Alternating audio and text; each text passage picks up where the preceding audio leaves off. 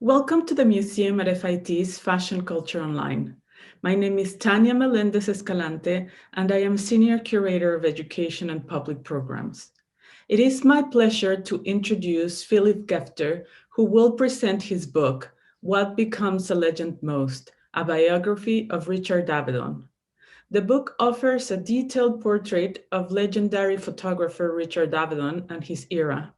Gefter will speak in conversation with MFIT curator Melissa Marra-Alvarez about Avedon's early year and his transformative work for Harper's Bazaar and Vogue, among others. Enjoy the show. Hello, Philip. Hi, Melissa. Thank you so much for joining us today. I'm delighted.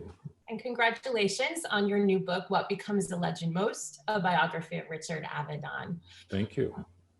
I just want to start off by saying that I thoroughly enjoyed reading the book. It's not only because it's a really in-depth look into the life and the career of Richard Avedon, one of the world's most famous photographers, but also you interweave, in telling the story of his career, you really interweave a sort of history or narrative of post-war American culture, which I found really fascinating. So again, oh, thank you. Yeah, I'm glad. That's that was intentional, and as well a bit of a kind of the evolution of kind of the history of photography too. Yeah, and it was great. So again, congratulations.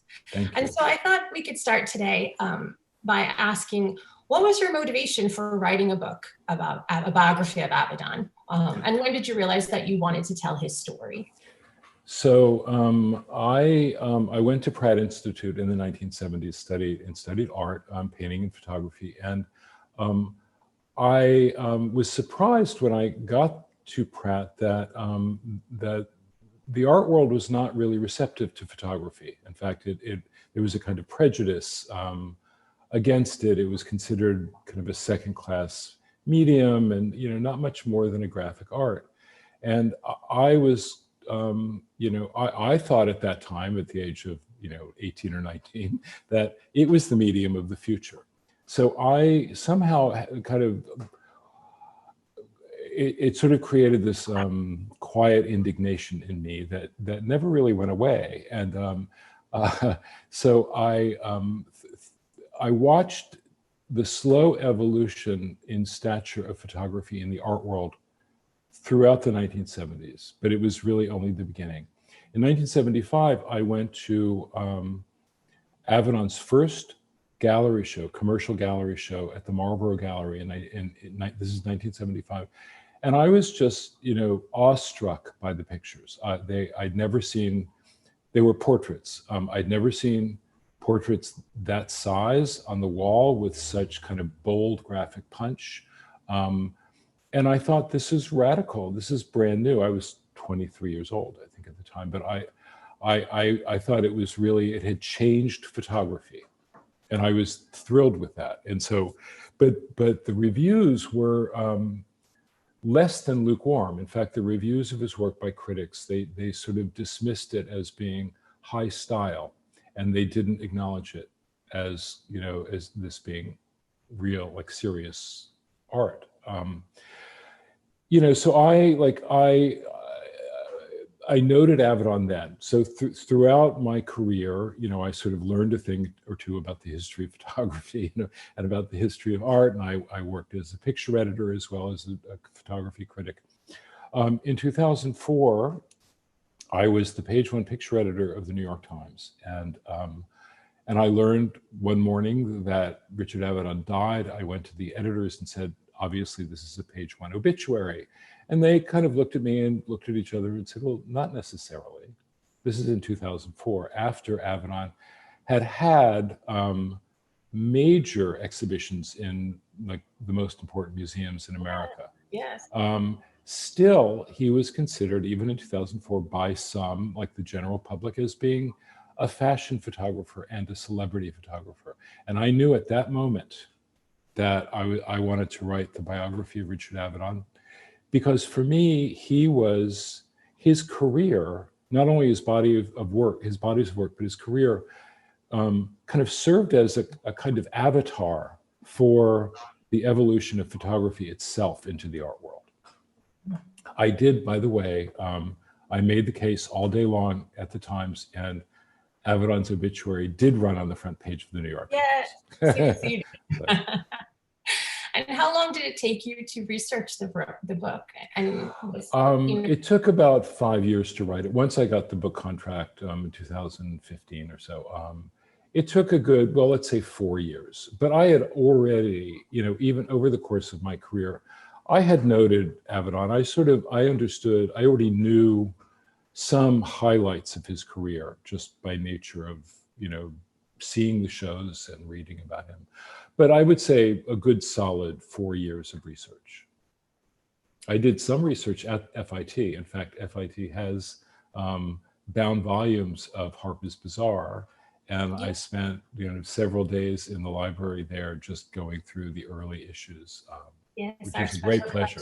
Library is a wonderful research resource. Yeah. Great. And so when you were researching, was there a sort of aha moment, a moment where everything sort of came together and you felt that you understood this man and you had better insight into who Avedon was and what informed his work? Yes, there was one essential aha moment that occurred maybe almost a year into my research. It was when I realized that I'm going to call Avedon Dick, if you don't mind. Everybody called Richard Avedon Dick. That was, Dick was shortened Richard, and so. So it's when I realized that Dick really wanted to be a poet.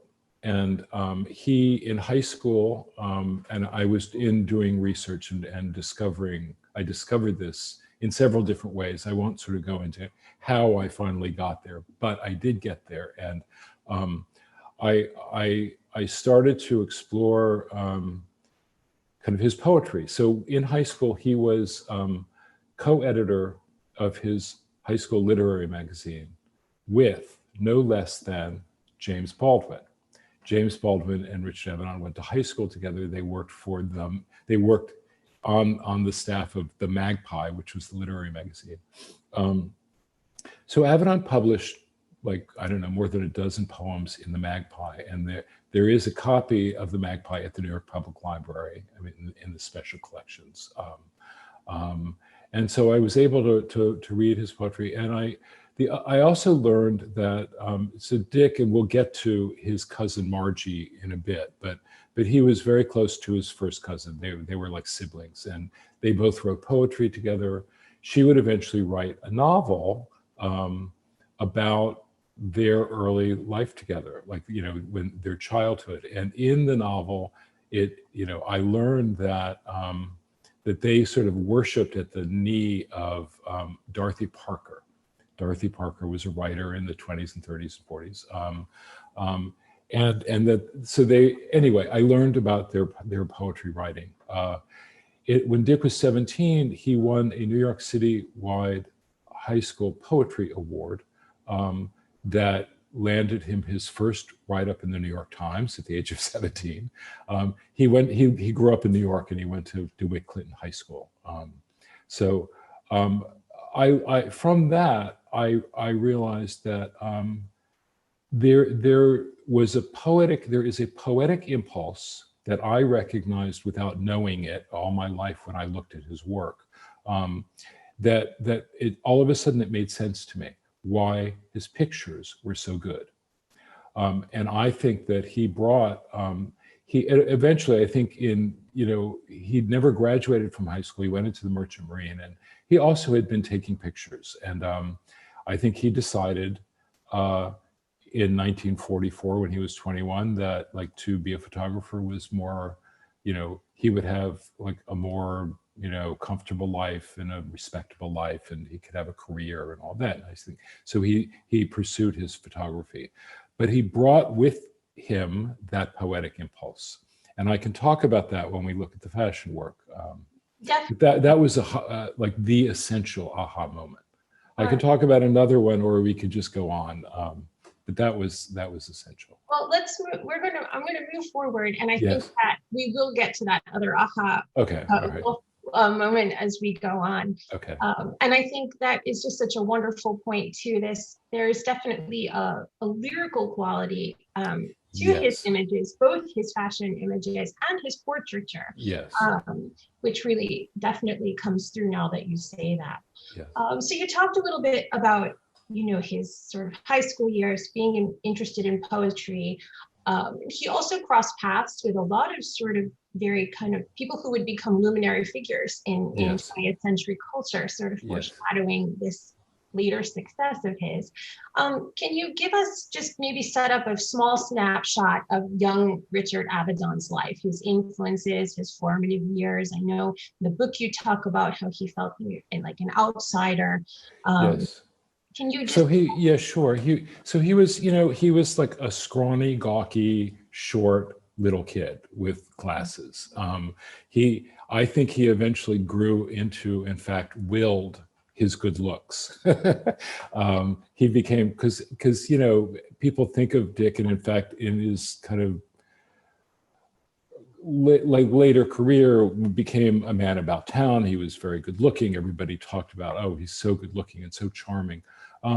I think he really kind of aimed for that. But early on, I mean, he was ridiculed in high school. He was, he suffered kind of the prejudices of anti-Semitism in New York growing up between the world wars. And I also think kind of homophobia, even though he was not officially like homosexual.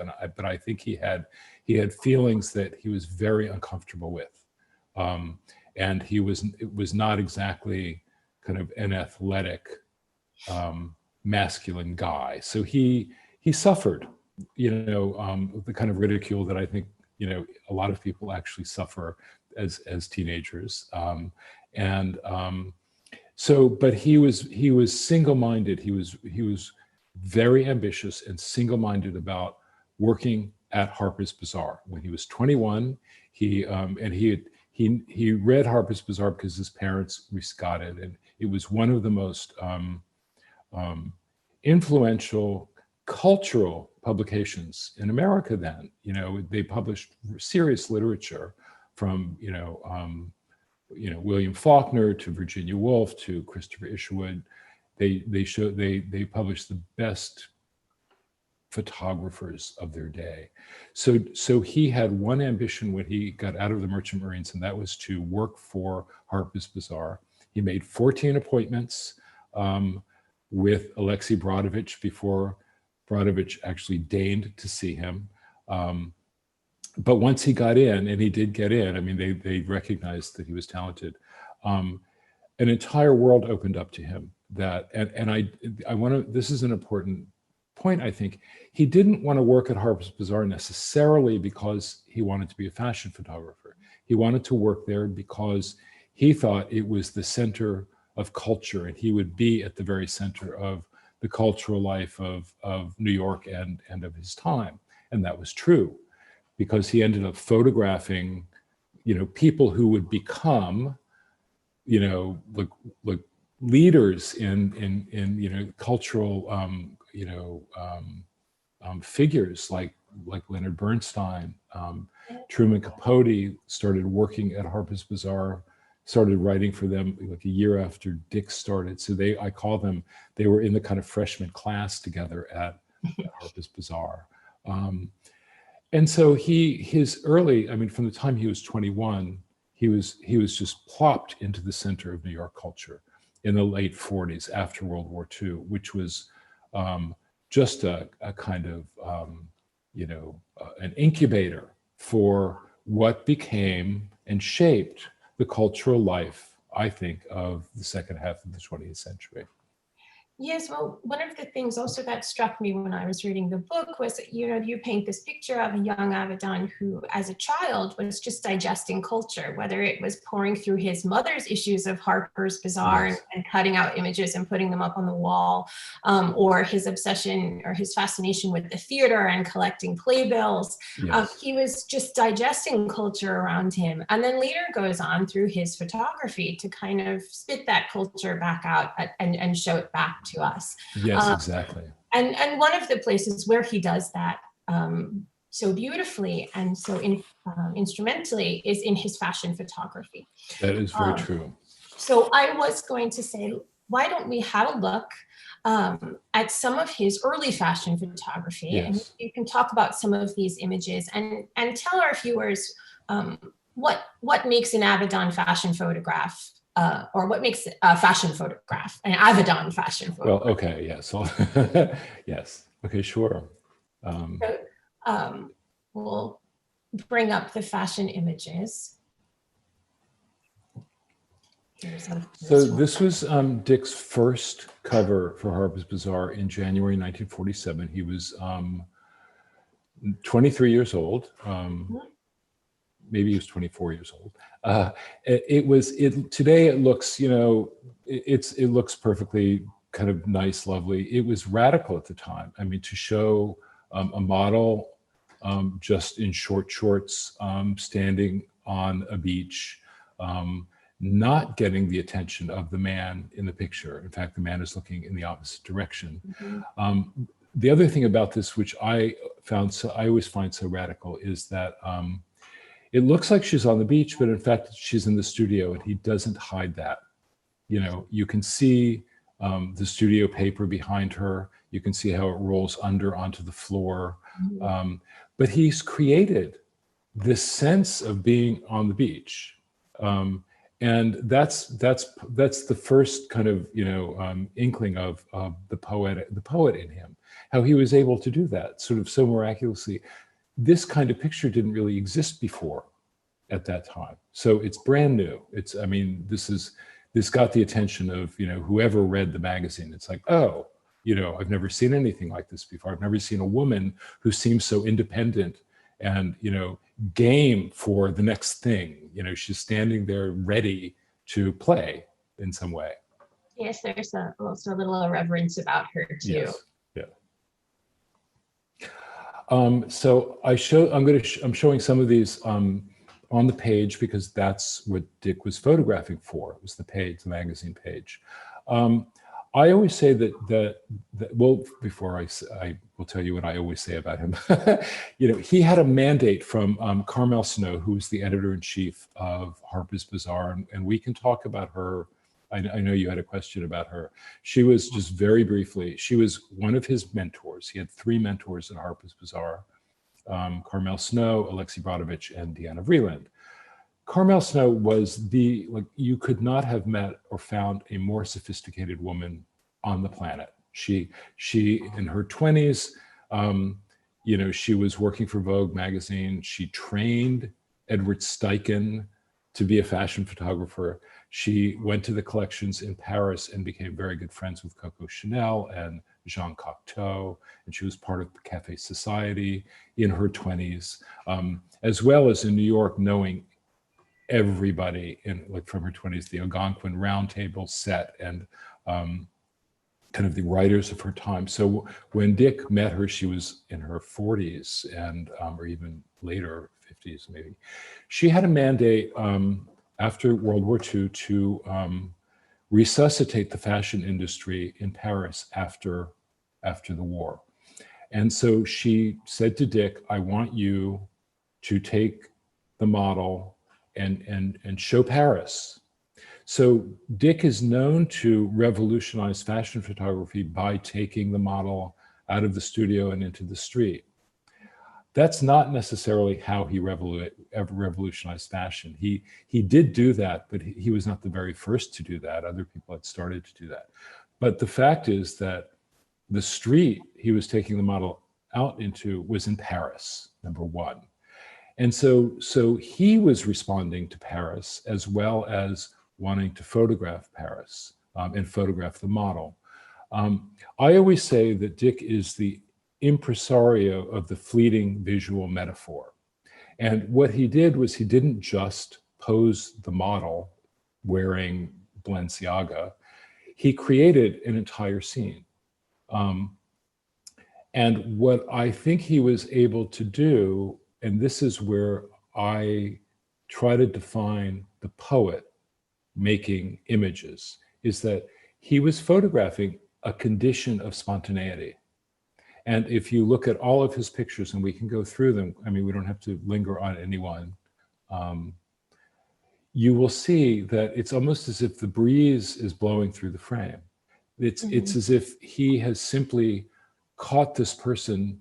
There's a term, a literary term, in medias res, like he's caught the model in medias res, as if he just happened upon her on the street doing what she's doing. Even though, of course, it took hours to construct the picture.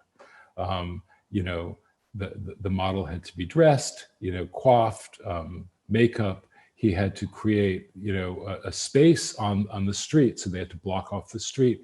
They had to have the right light, the time of day for the light, et cetera, et cetera. And I mean, I can talk about each picture. I'll talk about this picture when we go to the next one, and you'll see the difference. So this picture was chosen of the shoot that he did. This was chosen for the page because it works well on the page and it's active. But you'll see the next picture, if we can go to the next slide. It's the same shoot, but Dick chose this as the wall version of that fashion picture. And it works better as a kind of, you know, more monumental image, fashion image. I mean, I can go into the details of the clothes and, you know, the background and the backdrop. I think that the point I'm trying to make about his fashion work is that you can see that he's creating imagery the way a poet creates images with words and rhythm and all of that. He's doing it visually, and he's creating an entire metaphor. Here is this woman, for example, I mean, she's checking herself before she goes out for the evening.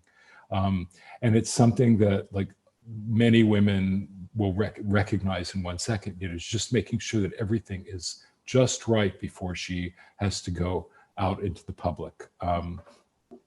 And I mean, it's a wonderful image. It's a beautiful image. It's also true to the experience of a woman. I mean, maybe not everyone is that wealthy by any means, but it gives, you know, at that time, you know, fashion was setting a standard too, and that was important then. And in this image, there's again that lyrical sense. It's a very graceful posture. And then when you're looking at the one that he chose for the magazine, there is that immediacy of life there that you were talking about. Right? She's got the power puff, and she's, you know, she's in the process of getting ready to go out. That's right. That's right. Okay, move to the next image. And you know, this sense of intimacy that he also brought to his fashion photography. Yes. The other thing I can talk about is his, Dick loved dance. I mean, he loved ballet, and he was very interested in the dance, and he brought that to his models. I mean, he, you know, there's gesture in almost every image. Look at that hand on both of them, both pictures. It's almost choreographed in a way, and yet it looks completely spontaneous. This picture on the right, I think, is one of his kind of most enduring images, because it's as if you're walking by her table. You know, it's as if you're sort of catching a glimpse of this woman, like in this restaurant. You know, it seems lively. You can tell from the lights behind it and the way it's lit, and she's engaged in something. I say in the book that, what is she looking at? She's looking at the future. Yeah. Anyway.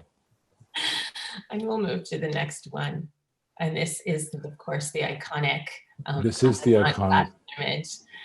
This is the iconic, you know, Avedon image. This sold at auction, I think, in the spring. The image, right, for $1.8 million.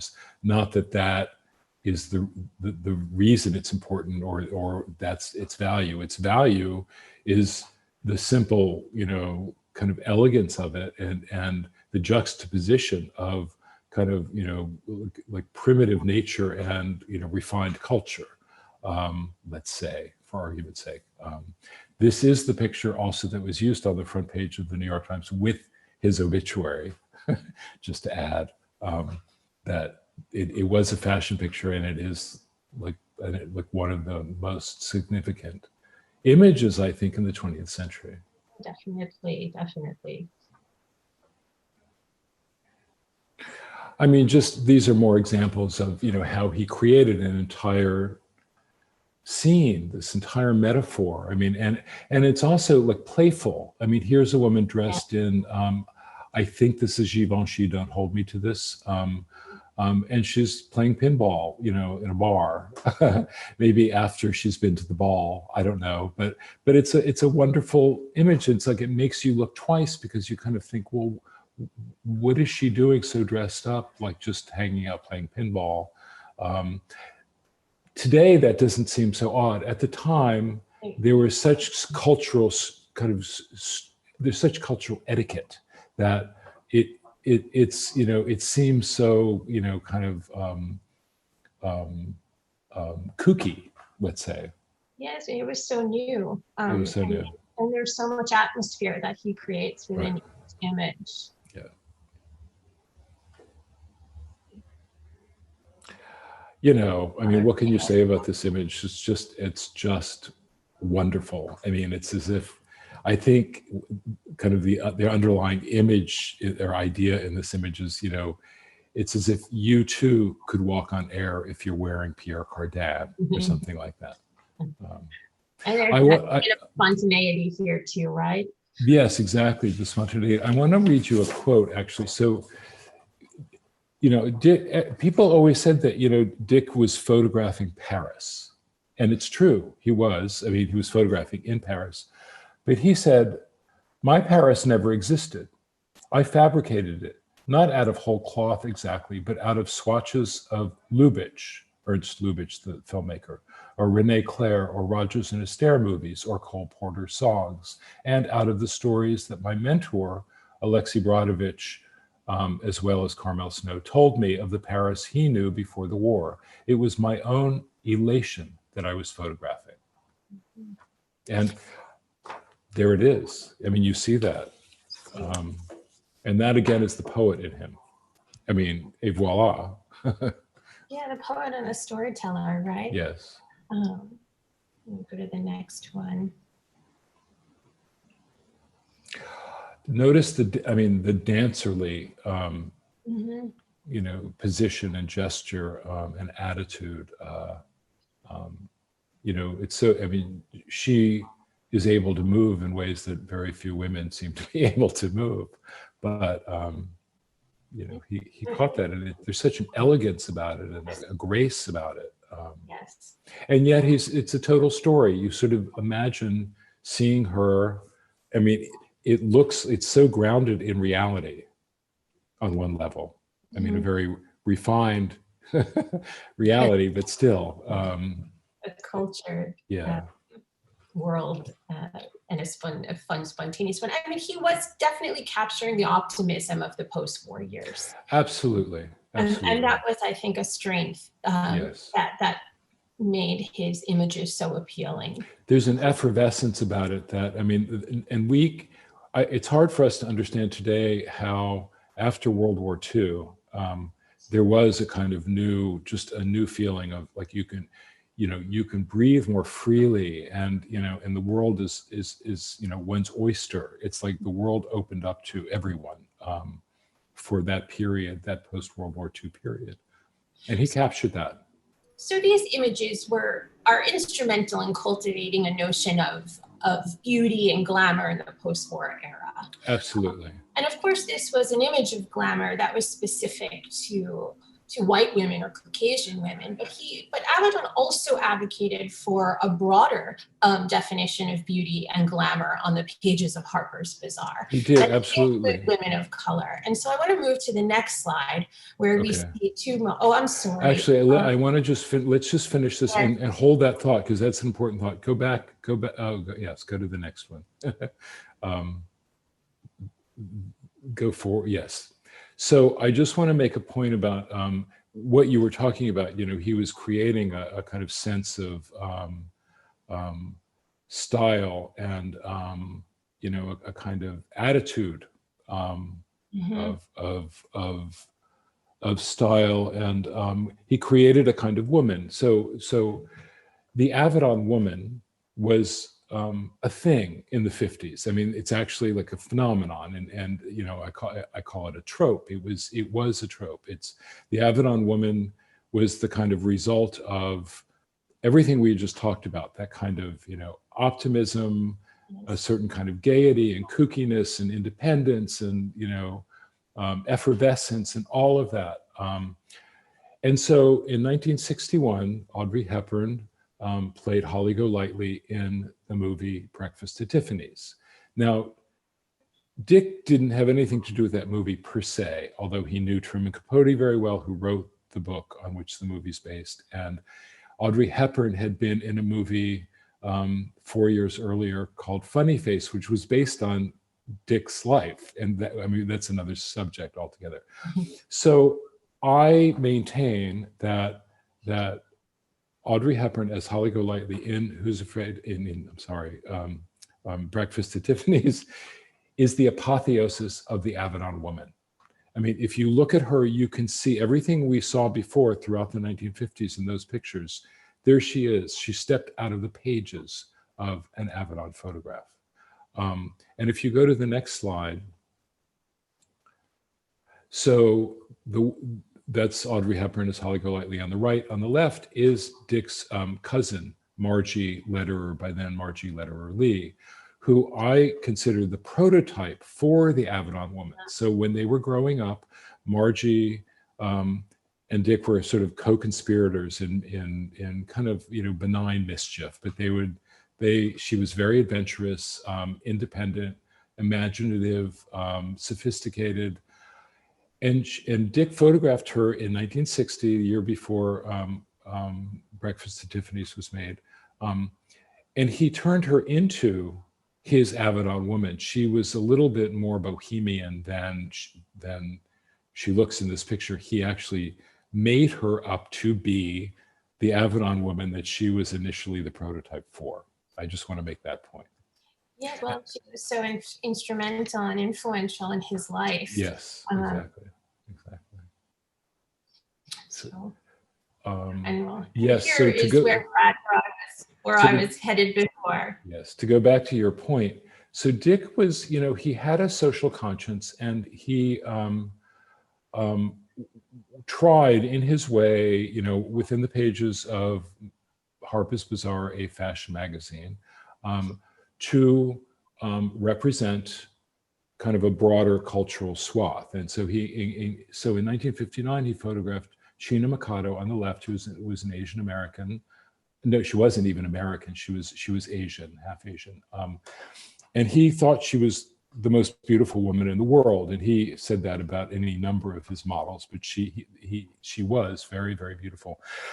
And he did a session of photographs with her. And when they presented them to use in the magazine, the publisher rejected her. This is in the late 50s because she was Asian. And he said, our readers don't want to see Asian women, they want to see themselves. And Dick said, they are much broader than simply, rich white women. And he said, if you don't publish this portfolio, I am leaving Harper's Bazaar, I'll go to Vogue. And so he actually put his career on the line to, just for the sake of representing a kind of woman who was outside of that very strict Caucasian white, American type. So 5 years later, or whenever, in 1965, on the right is Donyale Luna, who was African American, and he photographed her and insisted that they used these pictures in an issue of Harper's Bazaar that we're about to get to, that Dick was guest editor of in April 1965.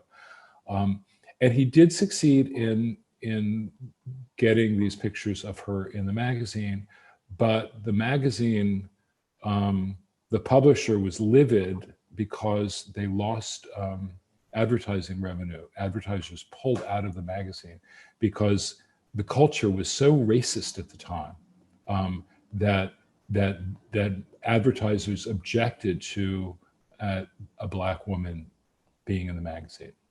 but Dick insisted. And so, in his own small way, he made progress in terms of kind of introducing kind of a more multicultural swath,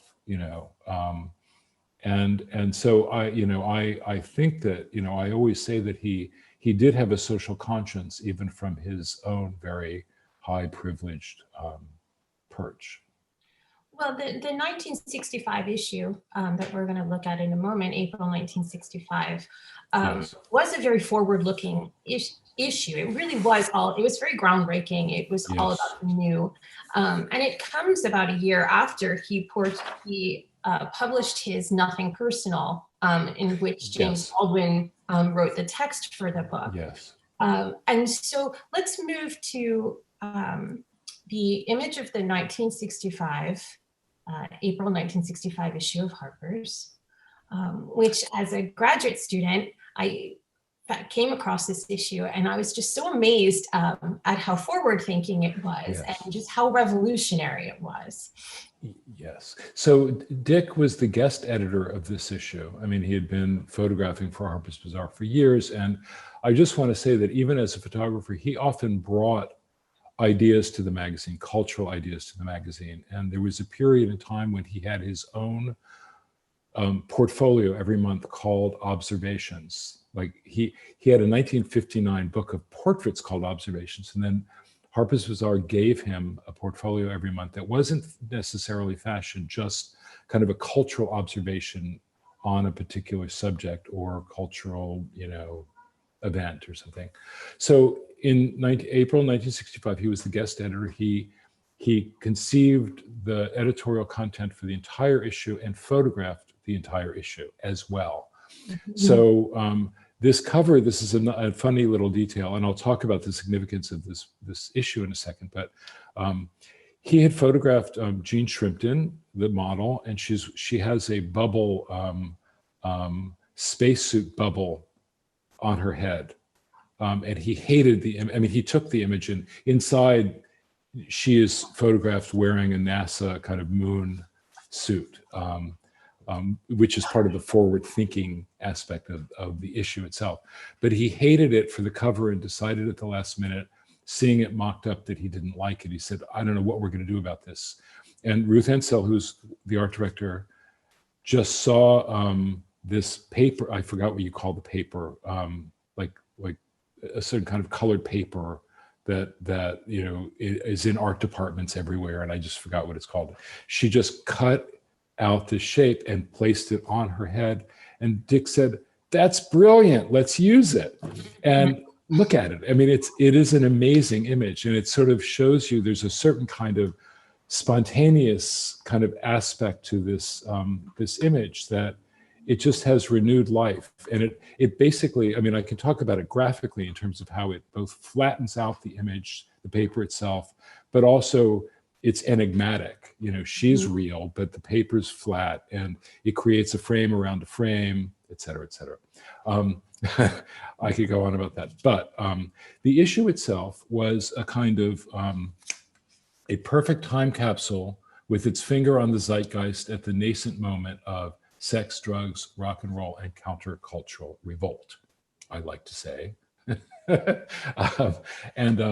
I mean, look at these. Look, first of all, the fashion at that moment was brand new. Like, it had never been seen before. The shapes, the size, the miniskirt was coming into Vogue. The patterns, it was all just. It's sort of a result of pop art, which was, sort of emerged in the early 60s. And so those patterns just ended up on fabric and, in designers' collections. And so there it is. And it was a moment when, just at the brink of kind of psychedelic culture and psychedelics and drugs and all of that. And you can see it nascent right here in these images. Yes, well, and the issue was in infusing op art and pop art. Exactly. And yes, exactly. I mean, yes. it speaks for itself. I mean, you look at that and you know immediately this was mid 1960s. It cannot be any other time, and it's so new at that moment in time. And not only what it was, what he was photographing, but the way he was photographing it. So he highlights the sunglasses that are in fact all white. It's just everything was like inside out, upside down, eye-popping, no matter where you turned. And at that moment in time, that was the truth. It was just, you know, the culture had gone completely visual in a way. It was just as Andy Warhol was rising. You know, so I mean, there are a lot of kind of cultural elements that you can see identified in what he was doing. And it's also christening this moment of youth culture that was really coming to fruition, right? Absolutely. I mean, so here the theme of going to the moon, yes, which we had not done yet, mankind had not done yet. It was 4 years after this, but that idea, you know, it just opened up Avedon's own imagination, and his finger was right on what was happening in the culture, what was about to happen. I like to say that, so on the right is Paul McCartney, one of the Fab Four, the Beatles. At that moment in time, they were gods. The Beatles were like, like they were the deities of the planet, all across the planet. And I like to say that if there were anyone who should have gone to the moon, like if you know, who should have taken one small step for man, one large step for mankind, it would have been Paul McCartney. Like the world would have loved that. And Dick sort of like, you know, that was his idea. Not really. I mean, I don't know that he thought that, but if you look at this picture, you think, oh yes, of course. And, you know, aside from this forward-thinking fashion and including of the moment art, aesthetics, it also was sort of a portraiture of the culture at the time. I mean, he included photographs of Bob Dylan, of Yes. Jasper Johns, right. included a text with Tom Walsh. Can you talk a little bit about that? Yeah, so he did a series of portraits for the issue. These are unlike any portraits he had ever done. I mean, he rarely took his portrait subjects out into the street. They were almost uniformly in the studio. But he was trying something new because the moment was completely new. And you see there's sort of a little bit more kind of action in the portraits that he rarely did that. And he, not only that, but these people, I mean, Bob Dylan was another. He was also, you know, like a rock and roll hero, like a folk hero at that moment in time. You know, and he was young. I mean, this was early in Bob Dylan's career, like 1960, well, early 65. He was sort of at the top of the moment, in fact. And Jasper Johns on the left, most people did not know who he was. I mean, he would become one of the most significant artists of his generation. But at the time, he was simply a young artist. But Dick sort of anticipated, you know, where the culture was going. And everyone I think he did 3 or 4 other portraits in this issue. Every one of them became like a major figure in culture at the time. And this was the last issue, is that right? The last issue that Avedon worked for before moving over to Vogue. Yes, so he went to Vogue after this. This was his swan song. His swan song, exactly. Yeah. Philip, one of the things I want to talk to you about is throughout the book you set up there's this tension that's constantly going on with Avedon between his fashion work and his commercial work, yes. And the art photography and his portraiture. Portraiture. Right. And there was this struggle, right? He exceeded beyond measure when it came to being known as a fashion photographer, but he really struggled being taken seriously as an art photographer. Yes, that's correct. So before we look at his portraits, I do just want to look at some of his other commercial work and just kind of and talk about that, because one of the other things you set up was it was the commercial work, from what I understand, that gave him the sort of financial freedom to pursue his passion, which was the portraiture. Absolutely. So they really did, and in some ways they kind of fed off of one another. So we look at some of the commercial work. I think we'll go to the first one. We'll just move through them very quickly before we end with looking at his portraiture. Okay. So I want to just say one thing before we talk about them. There are three examples here of his commercial work, but you know, when Dick, like throughout his career, and it's not just about him, there was a church and state divide between editorial and advertising, number one. So Dick was a fashion photographer, an editorial photographer. I mean, he filled the editorial content of magazines. I mean, that was part of what he did. And that is grounded in fact-based reality, let's say. So you know, what existed in the content, in terms of the content of editorial content then, was coming from the real world. I mean, it wasn't completely, you know, it wasn't completely made up, even though fashion photography straddled a bit like that idea of what was true with what was imagined. Okay, but still, there was a church-state divide, and he was able to navigate that by doing his editorial fashion work and then doing his advertising. At the same time, and this, I want to make this point now when we get to his artwork, his portraits, is that there was also a church-state divide between art and commerce. Mm-hmm. So he had to, you know, hurdle both church and state divides, both in terms of editorial and advertising, and in terms of his commercial work and his artwork. That said, so this was a series of ads he did. It's an ad campaign for Dior. He did in the early 80s. It's called The Diors, and it's very playful, and it was a lot of fun. It was incredibly successful. And these were ads that were like on the sides of buses and in every magazine. And he was sort of reconstructing the idea of kind of the menage a trois of, you know, a certain 30s, you know, grand living, Cole Porter, Noel Coward-esque kind of, you know, small group of friends, this menage a trois.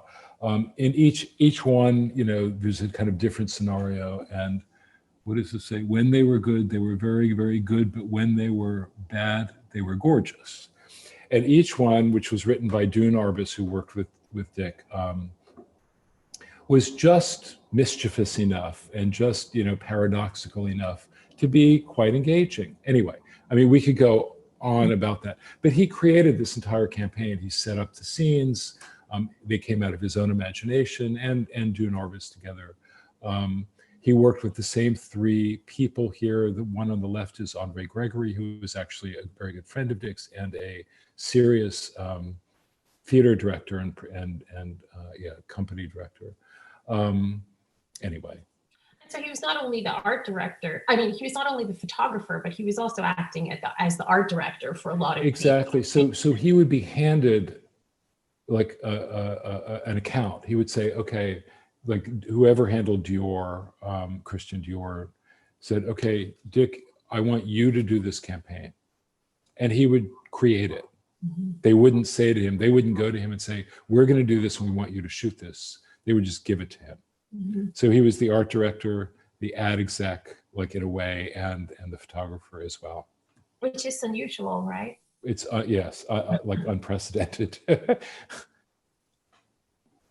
And here we have. So this is What Becomes a Legend Most. I took the title of my book from this ad campaign as a paradoxical point I like to make about Dick. So this ad campaign was, it was for the mink industry.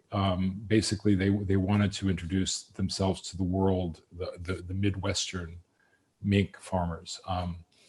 So they created this logo, Black Glamour, and this trademark. So the ad campaign was that every month, a different diva of the stage or screen would be wearing one of the mink coats made with glamour, Black Glamour minks, and in exchange they got to keep the mink coat, so that was a real lure for them. But more importantly, it was Avedon. It was only because Avedon was shooting it that they mostly agreed to do it, because Dick actually knew most of them, and his reputation at that point, he was the most famous fashion photographer in the world. He was also kind of a man about town in New York. He knew everybody. Everybody knew his name. His name stood for glamour.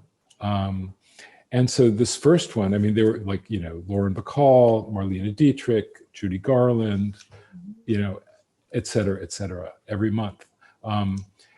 And so in this one, I'll just tell you, this is a great little detail about this particular ad, is that Lauren Bacall arrived. They spent less than an hour shooting. You know, it was great. They knew each other well. It went very well.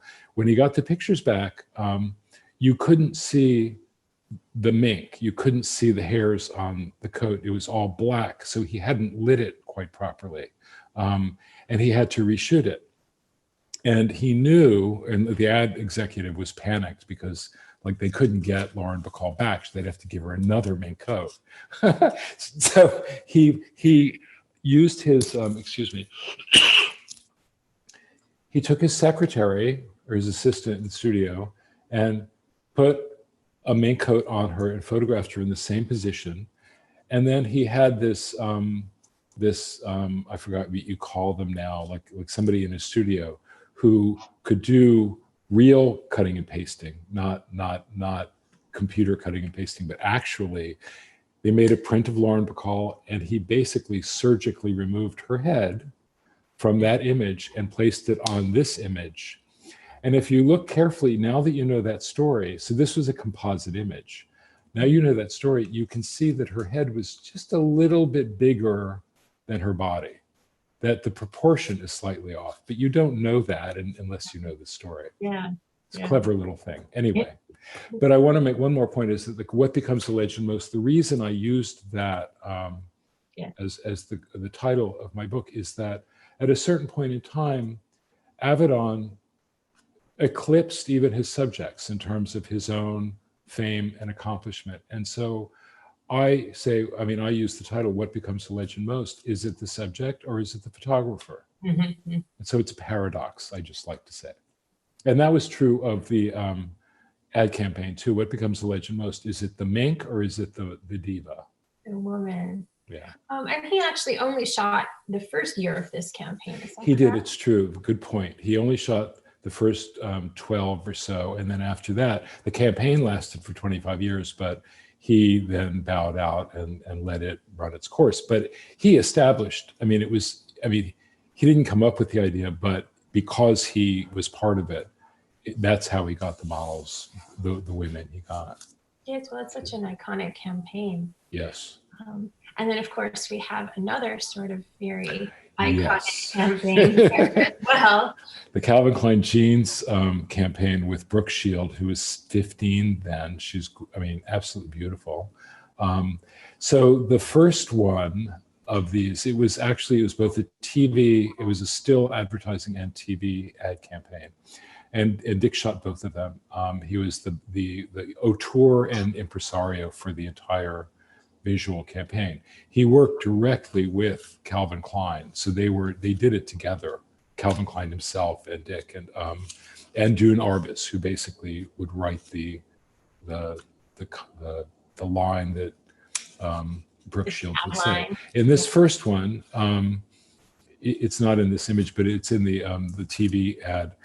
She, the camera zeroes into her and goes up her leg and goes up to her face, and she says, "Want to know what comes between me and my Calvins? Nothing."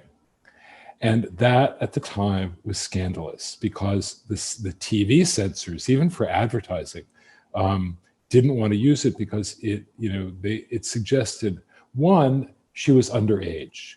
Two, it seemed completely sexual in that, like, nothing comes between her and her Calvins means that she wasn't wearing underwear or anything. And so it was intended to be provocative without necessarily kind of like saying what it implied. But it created like such controversy that Calvin Klein thought, in fact, this is really great. Like, they sold more jeans that year than I think like the industry had ever sold before. And so it's the controversy itself served the campaign well.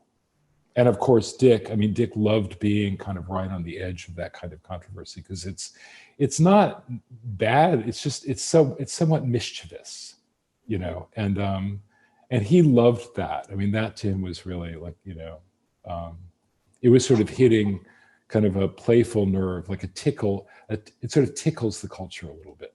Yes, well, this was a period where ideas about sexuality were expanding, and so Avedon is writing that as well and absorbing that.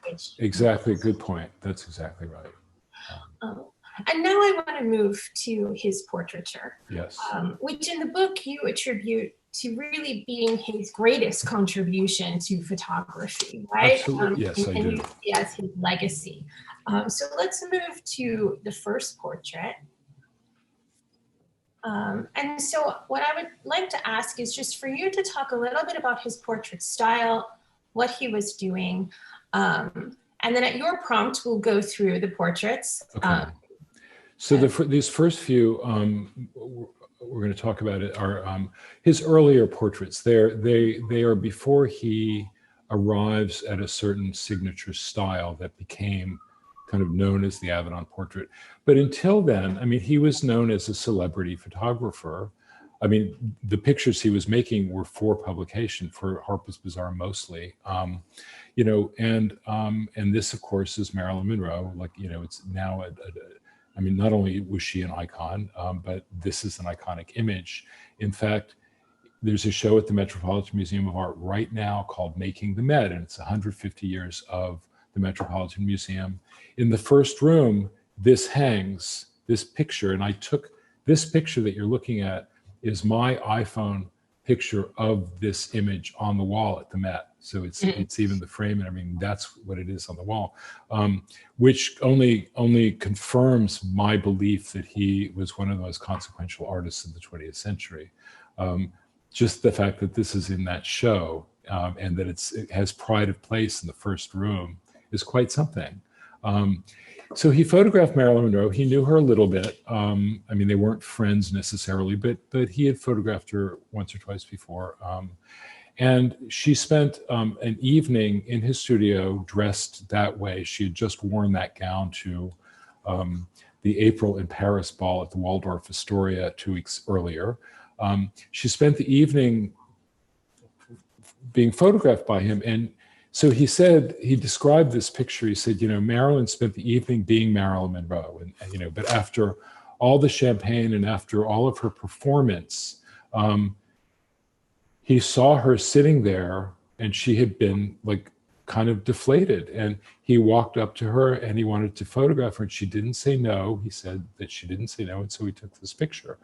And this picture is, it's as if here is this grand, she was the most famous person in the world. Nobody had the fame she had, I mean, from Hollywood, let's say. I mean, aside from major world figures, she was the most famous woman in the world. And he photographed her deflated, sort of unmasked.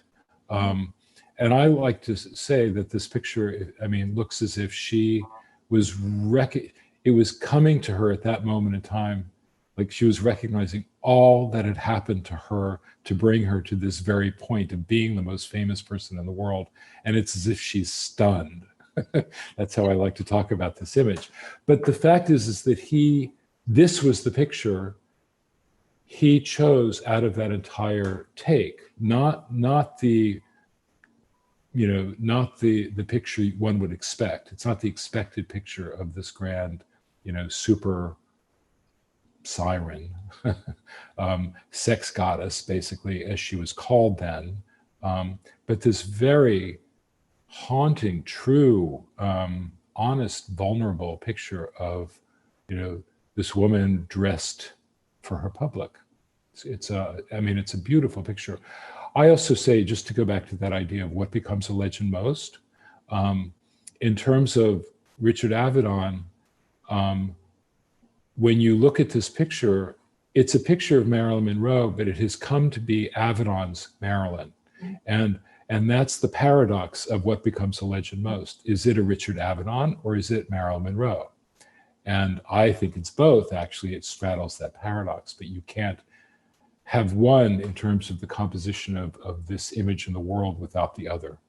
You can't just say, oh, that's Marilyn Monroe. In the same way, you can't say about a Warhol Marilyn that, oh, that's Marilyn Monroe. It's like, it's a Warhol Marilyn. Yeah. This is an Avedon Marilyn.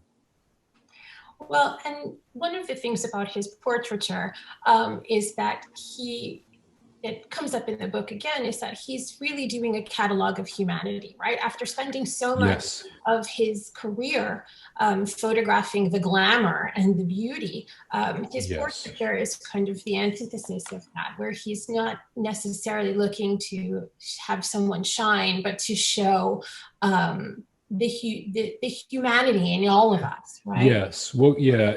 I mean, yes. Hold that thought too. I think we have one or two more of these, or is it? We can go to the next. Yeah. So this is James Baldwin, and he photographed him. I mean, James Baldwin, by this point, this was 1963, had already, established his career as a writer, and he was now kind of becoming a voice of the civil rights movement at that moment in time. And so Dick and Jimmy, as he called him, would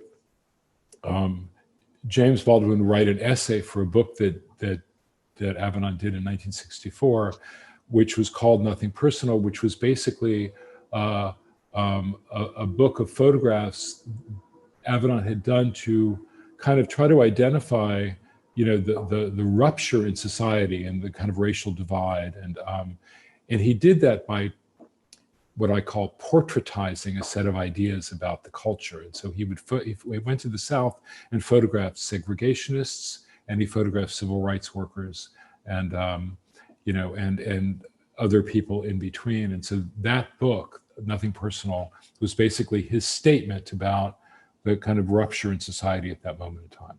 So he photographed James Baldwin here before he went to the South, but it was when he was photographing him for this that he started to that idea was germinating in Avedon's mind.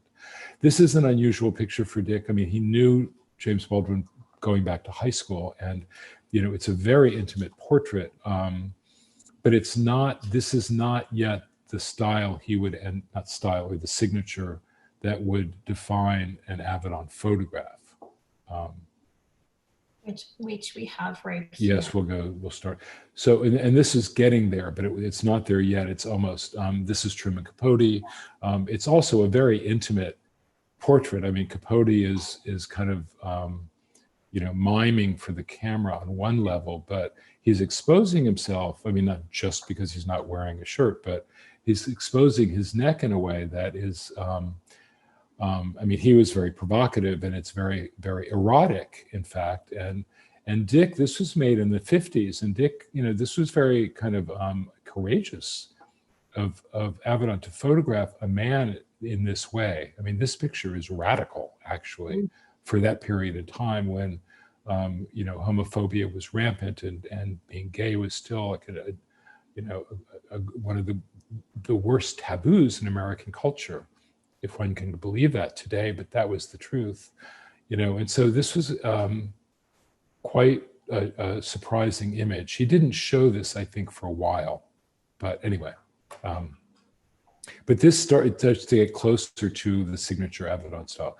So this begins a group of pictures that I think define why he's, I think, considered one of the most significant portrait photographers in the history of photography.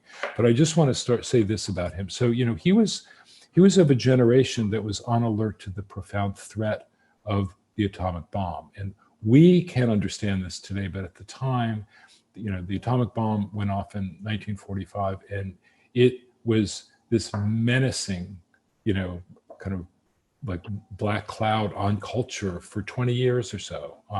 So he, you know, he lived with that. And I think what he ended up doing in the late 60s, he established this portrait style, which became his signature, with serious artistic intention. And I think what the reason I think it's so important is that he was photographing his subjects like specimens under the forensic scrutiny of his lens for the strain of existential dread that runs through our species at the thought of our annihilation. That's a mouthful, but I think it's true. And, you know, so when you think about it, no one is smiling against the white nuclear backdrop in his portraits.